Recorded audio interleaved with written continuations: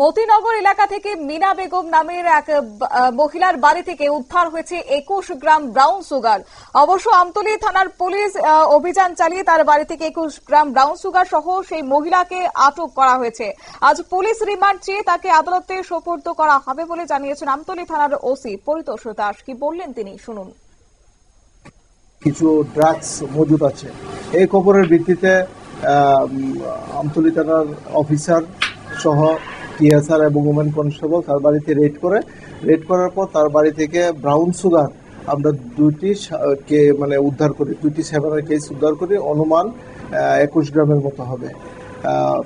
এই ভিত্তিতে আমরা একটা মামলা নিয়েছি, ডিপিএস অ্যাক্টের একটা মামলা নিয়েছি, যার নাম্বার হলো 76/2025, 21B 2529 অফ NDPS অ্যাক্ট।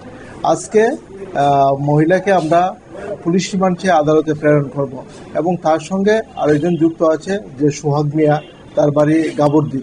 তারা এই ব্যবসার সঙ্গে জড়িত, অনেকদিন ধরে তারা এই ব্যবসাটা করছে।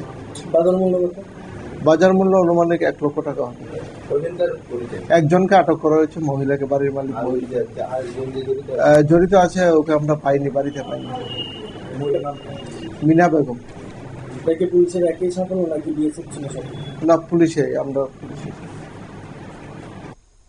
আপনারা শুনলেন আমতলী থানার ওসির বক্তব্য। অবশ্য তারা অভিযান চালিয়ে সেই নেশা সামগ্রীগুলি উদ্ধার করা হয়েছে। প্রায় 1 লক্ষ টাকার ব্রাউন সুগার উদ্ধার করেছে আমতলী থানার পুলিশ এবং আগামী দিনেও সেই অভিযানে তারা জারি রাখবে।